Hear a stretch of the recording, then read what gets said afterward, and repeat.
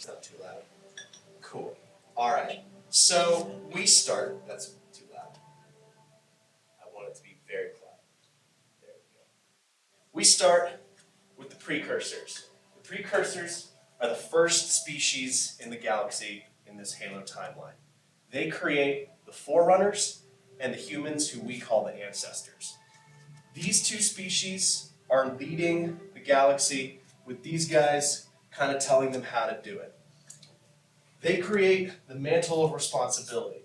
The Mantle of Responsibility is a code of ethics and a galactic repository of knowledge saying that you have a job to help all other species in the galaxy and uplift them to the point of utopian society.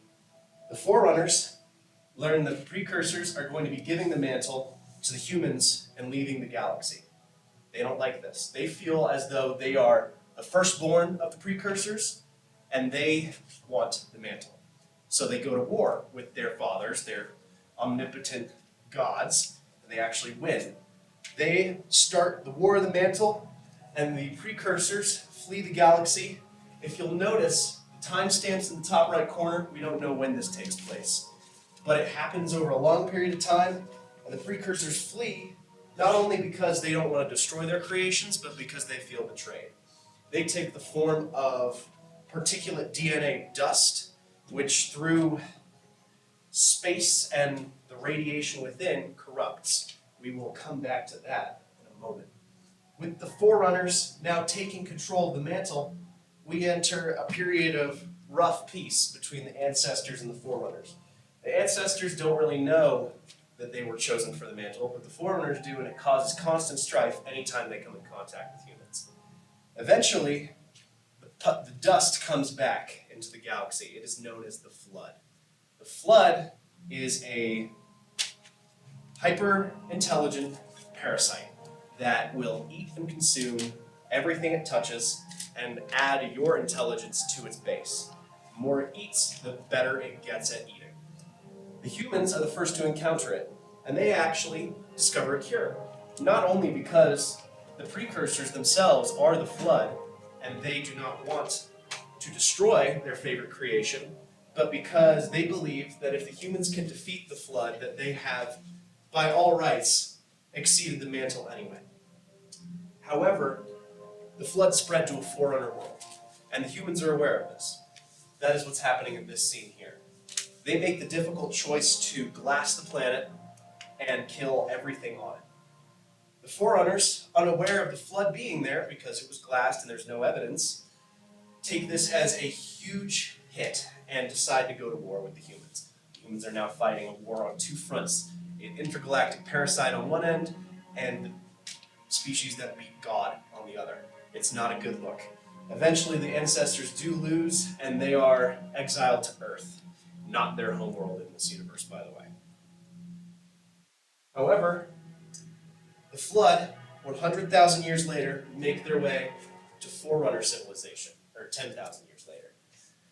And the Forerunners realize why the humans were fighting so viciously to try and beat back the Forerunners, not only to keep them safe from the Flood, but to ideally not have them come in contact with them at all. The Flood, being ancient precursors, has a disdain for the Forerunners unmatched. And with that, they commit to a war that only lasts 300 years. And it wipes out Forerunner civilization. They pursue a war that is essentially just pure force. You cannot beat out the Flood because anything you send at them will be infected. AI and human alike. Including this AI. You may have seen it in a previous image. This is Mendicant Bias. Mendicant Bias was a Forerunner AI built to defeat the Flood by targeting its hive mind. However, the hive mind actually has a conversation with the AI, and it tells them the past of the Forerunners, how they defiled the mantle, how they destroyed their creators. And Mendicant Bias, through what is labeled the logic plague, agrees with them and turns on their creators. Mendicant Bias has control of the entire Forerunner military structure. They were chosen to lead ships into battle, and now they have turned against their creators, only accelerating their loss. At this time, some Forerunners decide that superweapons are the only choice. The arcs are created. There's a greater arc and a lesser arc. Lesser arc is pictured here. They are giant stellar factories. The thing at the center that you see is a planet being broken down. They create the Halo Array, as named in the games. The Halo Array is a weapon meant to destroy not only the Flood, but its food source. It will wipe all sentient life from the galaxy. So, they do that. They send out the arrays, pictured here. There are 7 of them, interspersed throughout the galaxy. Went too far. And they fire the array. They wipe every single living thing from creation, including themselves. Anything not on the halos or on the arcs are killed. So there are about 400 remaining Forerunners and nothing else in the galaxy. However, that isn't the end.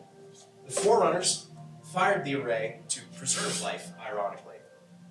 They destroy the Flood and their food source, and when it is starved out and gone, they reseed the galaxy. They send these things called key ships out throughout the galaxy and drop them on planets that are similar or alike enough to the homeworlds of the species that they managed to catalog to repopulate.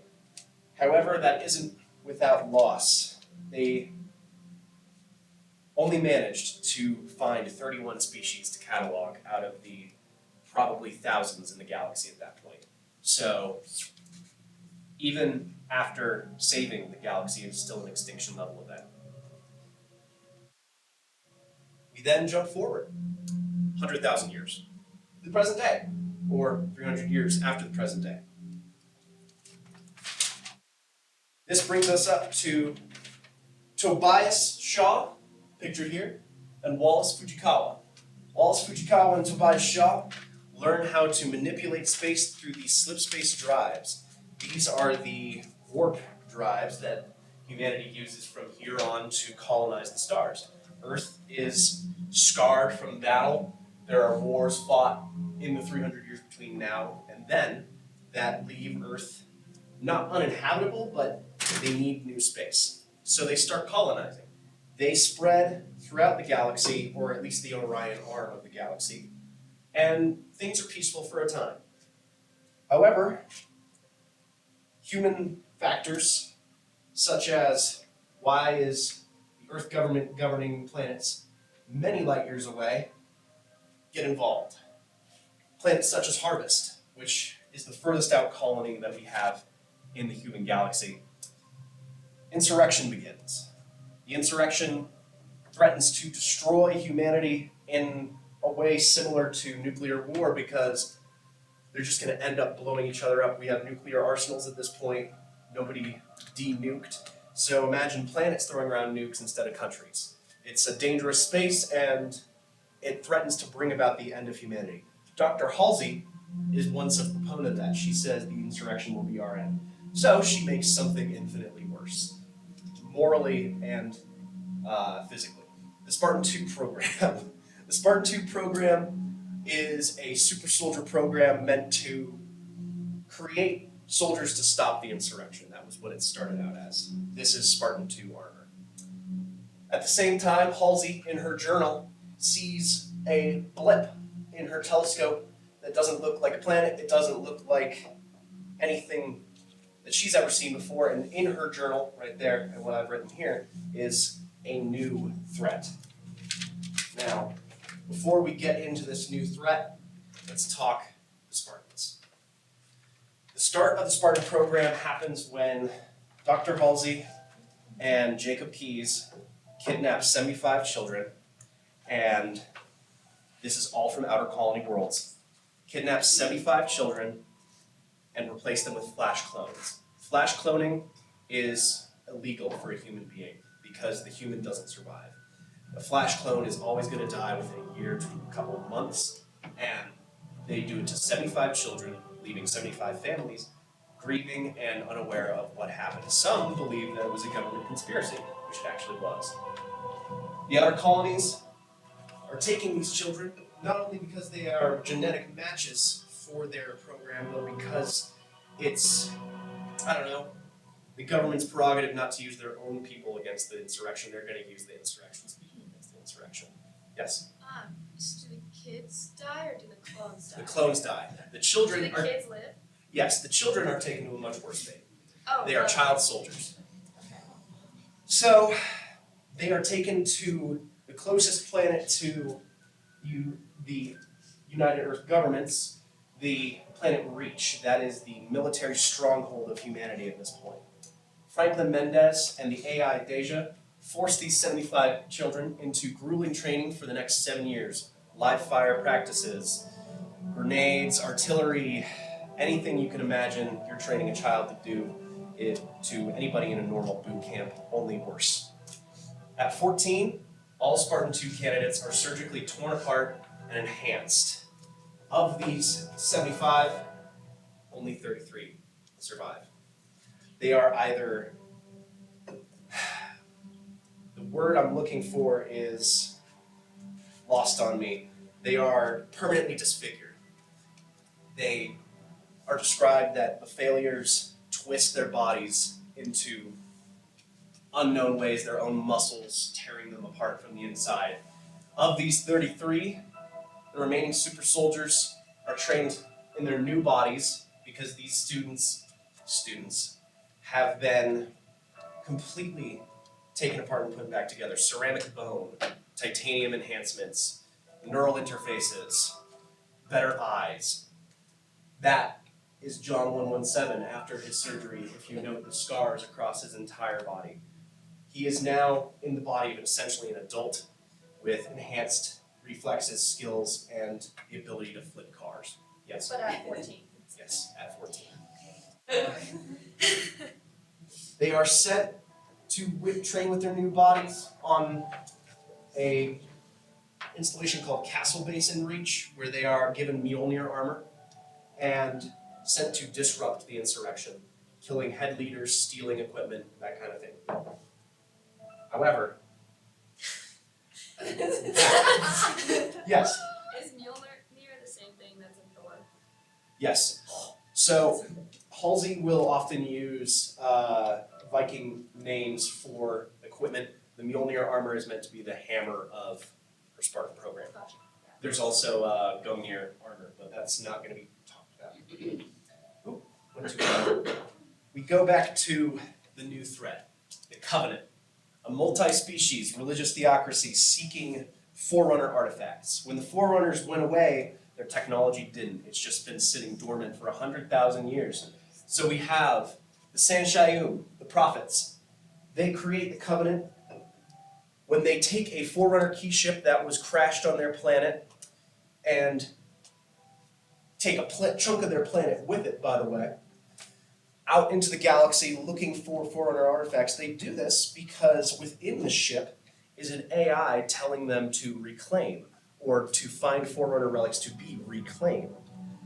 This AI is Mendicant Bias. It escaped after the war and is now trying to serve penance. 100,000 years is a long time for a traitor AI to think to itself. So, they come across the Sangheili, the elites. The Sangheili encounter the Sanshayum on one of their colony worlds and fight for about 30 years. And at this point in time, we are still ages away from advancement. The Covenant are formed in 113 AD. So they are 2,000 years ahead of us and already way ahead of us in space travel by that point. So they fight, they lose, but the Sangheili were such great warriors that the Sanshayum, the frog people, are like, hey, be our arm, be the elites in our covenant, and we will be the prophets. And they're like, okay, sure. They write the writ of union and start work on high charity. If you'll notice, this big-ass key ship is this little dot there. That's how much of the planet they took with them when they launched it. Forerunner tech is leagues above anything they have. And the Covenant advanced only because they copy Forerunner tech in a poor way. They create the Rid Union, they start building High Charity, a space station homeworld, and enlist the Kigyar, which are mercenary pirates, who are content to do their own thing, but the prophets say, hey, you can do your own thing with us. They're like, sure, as long as you go with our religion. And they're like, sure. And the Grunts. The Grunts are a tragic species, which I would get into greater detail with. The Grunts are crustaceous animals that are basically used as slave labor for the Covenant. They're at one point, they get so fed up with this that they revolt and nearly destroy High Charity. The Grunts have a huge advantage in numbers and strength. If you've ever been grabbed by a crab, you know that they are extremely strong for their size. Imagine a 5-foot crab. So they fight a rebellion and they lose. One of the arbiters, that is not this arbiter, but the same rank, forces all the Grunts on High Charity to watch as he glasses half of the Grunt homeworld, leaving it a smoldering heap. That is to say, hey, don't do that again. And then they give them a bit more rights. They allow them to carry weapons. For about 50 years in the Covenant, the Grunts used as frontline labor were not allowed to use weapons. They were just sent against enemies with nothing. So, the Covenant then enlists the Huragok, the engineers. They are actually Forerunner bioconstructs.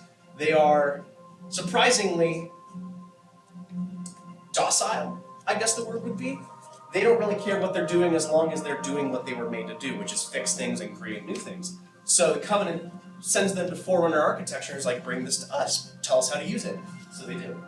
They also enlist the Letgolo, which are worm creatures that create gestalt colonies, is the word that is always used, that form big bodies to defend the host. And then the Jiralhana, the brutes, monstrous Yeti beasts that are so violent that they nuked themselves back into the Stone Age when the Covenant found them. They were living in treetops after being a spacefaring civilization.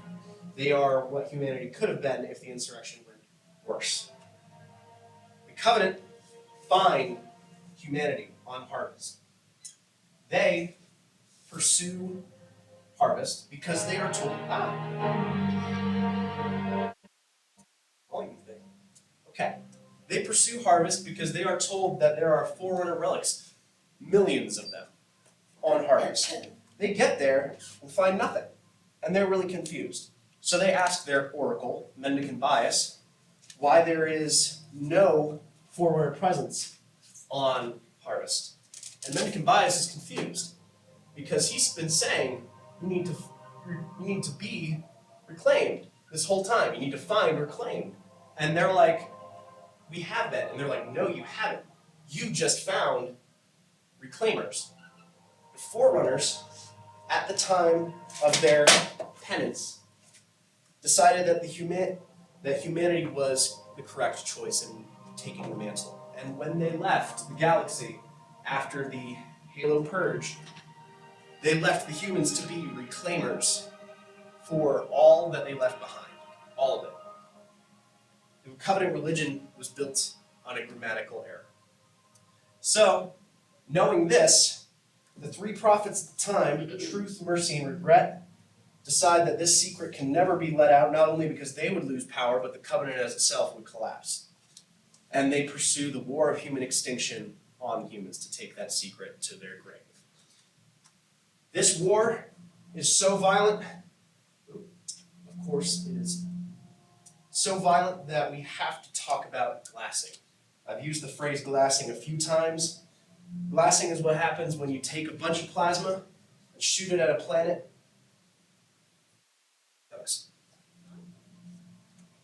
This is the Covenant's main way of extermination. They have the numbers, they have the tech, but they see combat with humans as beneath them. So as soon as they have breached a planetary's defense, they start firing what used to be mining beams on their spaceships to excavate Forerunner relics at the planets in these semi-religious patterns that are made to look like Forerunner patterns at the planet, destroying the atmosphere and glassing the surface. That is what glassing is. This is harvest after that, the colony I talked about earlier where they discovered them. Now, at this point, sorry, I changed out a note. The Spartans are sent against them. Here we see human-controlled space. Harvest is in Epsilon Indi, right here. Here's Earth in the Sol system. All of the story takes place in the Orion Arm, by the way. The Spartans are sent against them, but it is a folly because the Covenant control basically the rest of the Orion Arm. And they have the numbers to back it up. They have faster warp drives. If you were to go into slip space at the same time as a Covenant cruiser, they'd actually get to your destination before you. So they can ambush you without even knowing that you're coming. It's a losing game, no matter how you look at it. And humanity knows it, because they keep losing planets. Enter Preston Cole. Preston Cole decides after Harvest that they cannot be led to Earth. They cannot be led to the heart of the human empire, as it were. The Cole Protocol is to wipe your spaceship's systems, navigation, everything related to where you've gone and where you've come from to stop the Covenant from finding Earth. It is largely successful because if the Covenant engage in human combat, they enact the Cole Protocol, and if the Covenant find anything on the ship, all they're going to find is salvage. They're not going to have any knowledge of anything left because they wiped the ship. If they succeed, if a human's battle group succeeds in fighting the Covenant, they just go back to the planet they were stationed at and get the information back. The Spartan 3 program is like the Spartan 2 program, morally corrupt and greatly cruel. Only instead of taking insurrectionist children, they take children orphaned by the Covenant. They take 900 children, all of whom who have no family left, who are ranging from ages 5 to 13, and say, hey, you want to kill some Covenant? And they're like, sure. So they undergo a rapid version of the Spartan 2 program with better augmentations, more likelihood of survival. However, that doesn't change the fact that what they do is doomed to failure. The Spartan 3 program is sent out on 3 missions. 2 missions, actually. 3 programs, 2 missions. The first program is sent on Operation Prometheus. 300 Spartan 3s, all dead. Every single one of them dies. They didn't even get to mature like the Spartan 2s. They die at 15. In a desperate attempt to stop the Covenant, Operation Prometheus was enlisted to destroy a Covenant fuel refinery on the edge of human space. They sent these children to their death, all to stop one tactical advantage. Next batch, the Betas, are sent on Operation Torpedo, destroy a Covenant shipyard. 298 die, 2 survive. Tom and Lucy are the only survivors. They are left scarred and traumatized, Lucy to the point where she never speaks again. However, that doesn't stop the Covenant from advancing as they have been for 30 years. Operation Red Flag is enlisted near the end of the war. They are going to take the remaining 28 Spartans, as 5 have perished in the line of duty, onto a ship captained by Jacob Keyes, one of the people who kidnapped these children, out into Covenant space to try and find the Covenant homeworld. If you'll know, they do not. The Covenant don't have a homeworld. They have a mobile space station. They are going to try and find this homeworld by capturing a Covenant ship, which they have never successfully done, find a Covenant prophet, which they have never successfully done, and try to sue for peace using that Covenant prophet's life. If you're thinking that's a harebrained scheme and it probably won't work, you're correct. It's a last-ditch attempt made by military brass that will succeed. However, they don't get time to do it. As the ship Pillar of Autumn is docked in the shipyard on Reach, the Covenant find Reach.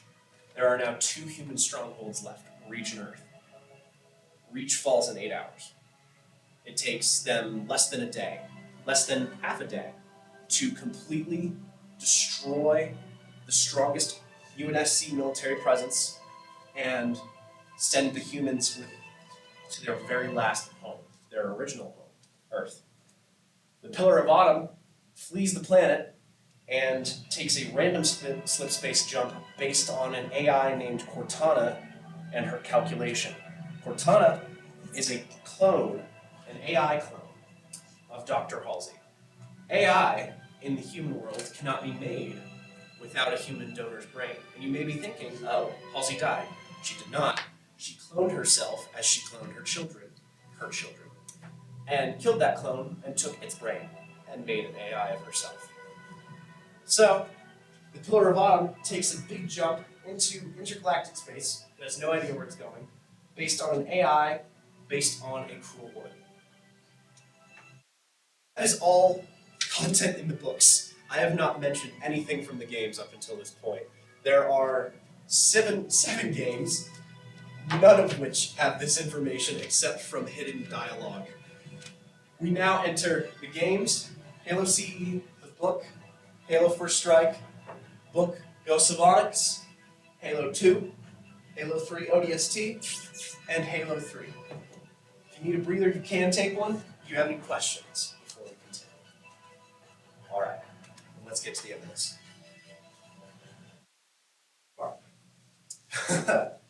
So, Halo CE. John Master Chief 117, what could be argued as the main Spartan, is one of two remaining. When Reach fell, 26 Spartans fell with it. There are, as far as this point in the story, 2 Spartans left. Linda, who is catatonic and in cryosleep, and John. He is on the Pillar of Autumn, in slip space, and they find a halo. Installation 04. They crash land because the Covenant got there first. All they had to do was follow the humans, and they arrived first. That's the advantage of Covenant slip space travel, as I mentioned earlier. They fight a guerrilla war that is largely successful because the Covenant can't just glass them. They see the Halos as their way to divinity. When they read Forerunner scripture about how the Halos sent everything away, they thought that meant paradise. They didn't know it meant extinction. So they believe that the Halos are so sacred that they should not use massive force on it, so it's a ground war. And that's what humans excel at, so they are largely successful. However, the Covenant decide to investigate a weapons cache on the Halo, thus unleashing the Flood. The Halos kept samples of the Flood to try and find the same cure that the ancestral humans found, largely unsuccessful. And since they have been in stasis, they have just been chilling for 100,000 years, and now they've been unleashed on food, on their own destruction, the Halo. Master Chief fights valiantly, but he eventually has to come to the decision to fire the Halo because an AI, 343 Guilty Spark, tells him that is how you destroy the Flood. Cortana tells him the truth, that the Halo array is a weapon of mass destruction meant to kill the Flood and their food source.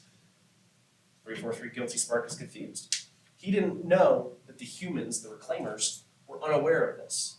He thought that they had inherited the mantle at this point and knew all about the Flood and the Forerunners, everything like that. But they hadn't. It was destroyed when the Halos were destroyed. So, or not the Halos were destroyed, when the galaxy was destroyed. So, Master Chief, now realizing that if he fires this weapon, everything in the galactic area around him will die, he eventually destroys the Halo using the Pillar of Autumn and its fusion core, Shaw Fujikawa drive. He shatters the ring world, destroying the Covenant's, what they assume at this point is their only path to salvation, and dealing a major blow to the Covenant. At the same time, he's just destroyed heaven, essentially, to them. We then get into Halo First Strike. Halo First Strike is a brief pit stop where we learn about what happens to Master Chief afterward, taking a spaceship out into what is uninhabited space because there's no Covenant presence left, there's no human presence left. They find There's only one choice: to return to Reach. They do so. They find a Covenant armada amassing. They have somehow found Earth. They have found Earth, believing that it is a Forerunner relic site. They don't actually know it's the human homeworld. They are amassing a giant fleet just to be safe. He manages to destroy that fleet, and we get to Halo 2. The Covenant find Earth anyway after that fleet is destroyed. A much smaller fleet arrives, including a prophet, the prophet of regret. At this time, they don't know how the Covenant found Earth or why, but they are searching for something in a city called New Mombasa in what is modern day, for us, Kenya, in Africa. At that time, though, they manage to push them back so much that the Covenant take another random jump, and they find a second Halo, Installation 05.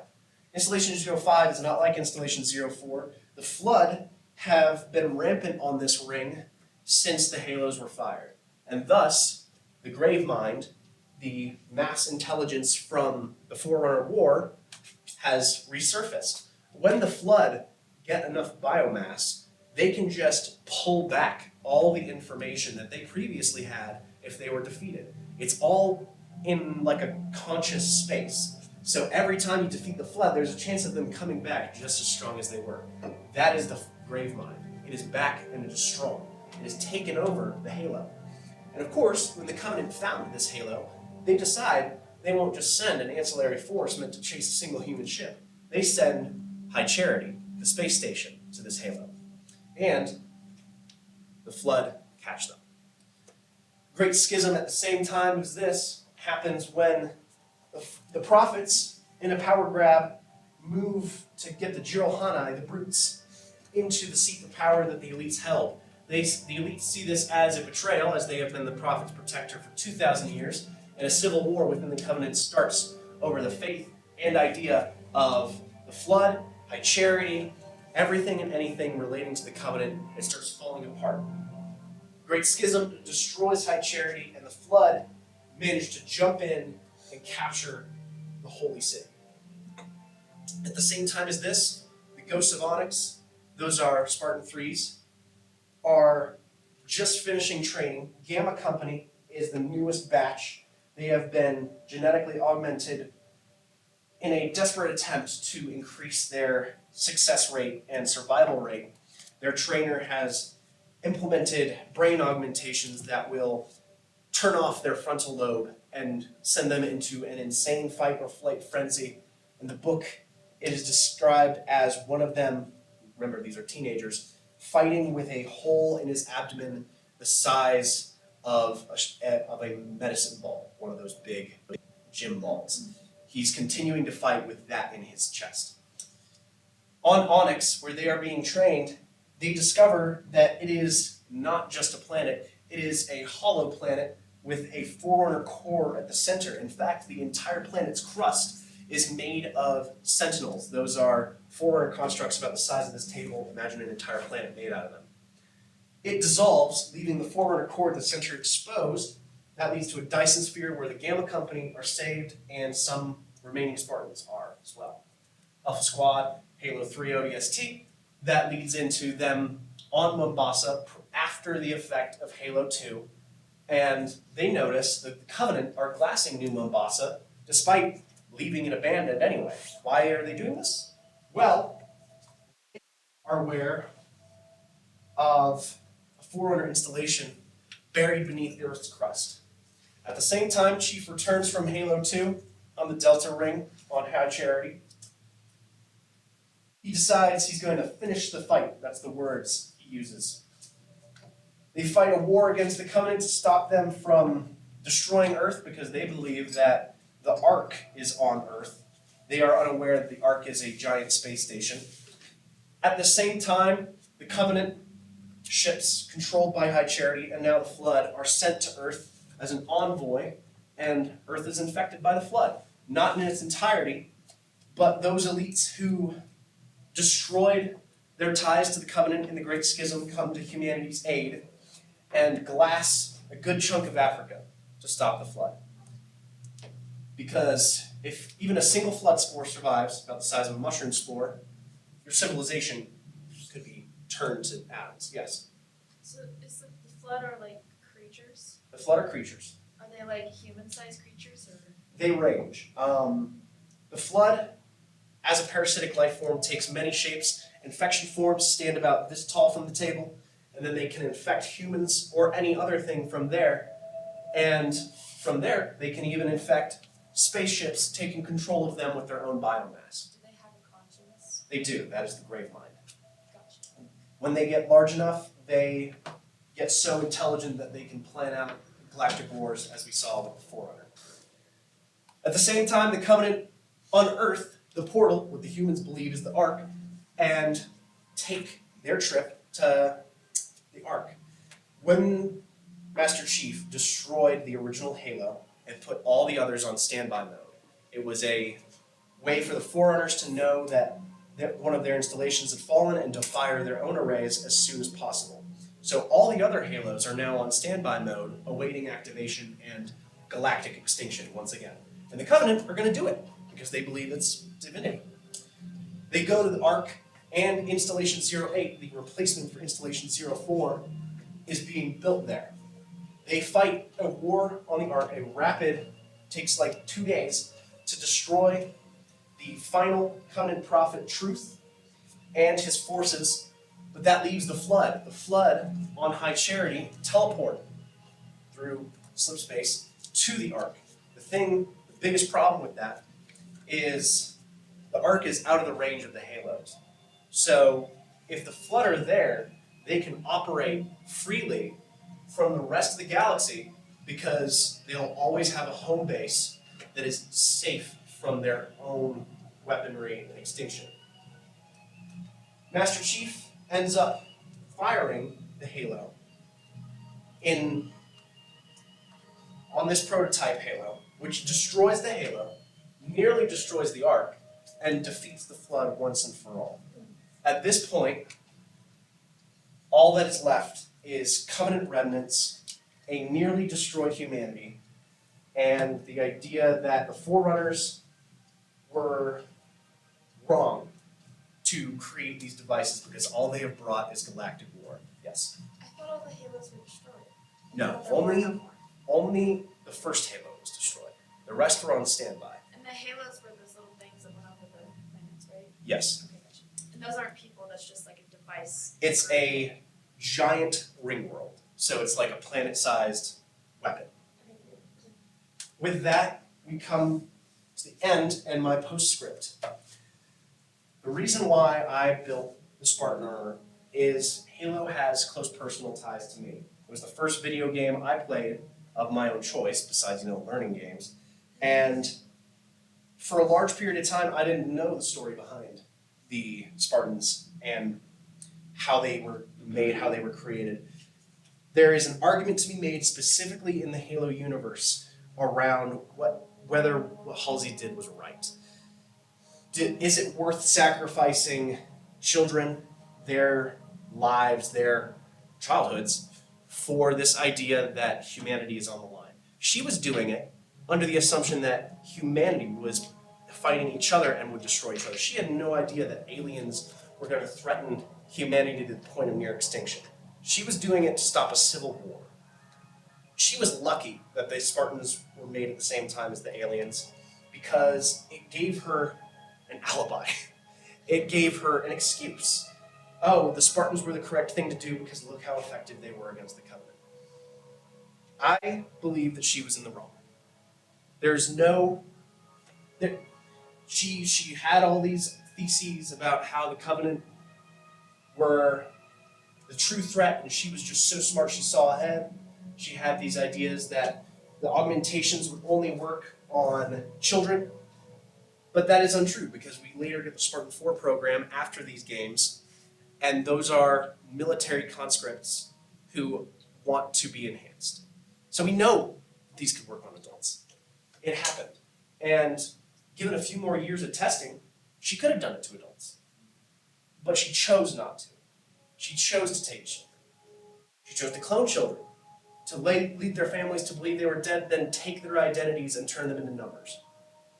I wear this armor because I believe that the themes of Halo are important and I really enjoy the aesthetic, but it is not to be confused with saying what she did was correct.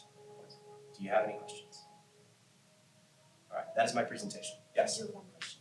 Sorry. But so the clones were given to the parents, Mhm. and then like a year later they just died. Within months, yeah. A year at most. Yeah. That's crazy. And the Flash clones weren't even like good clones of the children. They had gaps in their memory, their personalities were changed, they lost interest in things that were previous, which is why parents believed that it was a conspiracy. Because this kid didn't act like their kid. Just like a completely different person with their face. So did the parents know? Some did. Some learned later on about the Spartan program and had there's a really nice story later on in the series about how a Spartan meets her father who is in the insurrection. He joined the insurrection believing that the Spartans that the government took his child, and they did, and now she has to confront her father as a soldier made to stop him. So how long did the cloning process take? Was it like really quick? Instant flash clone. So they so get the like kidnap the kid, flash clone it, and the kid back. They get the kid's genetic template from doing vaccine tests, and then as soon as they took the kid, they replaced it with a clone within a day. Like, oh, they just got lost in the forest. That kind of thing. Interesting. Yeah. Any other questions? No? All right. Thank you all for this. I appreciate your time. You can always talk to me about Halo at any time.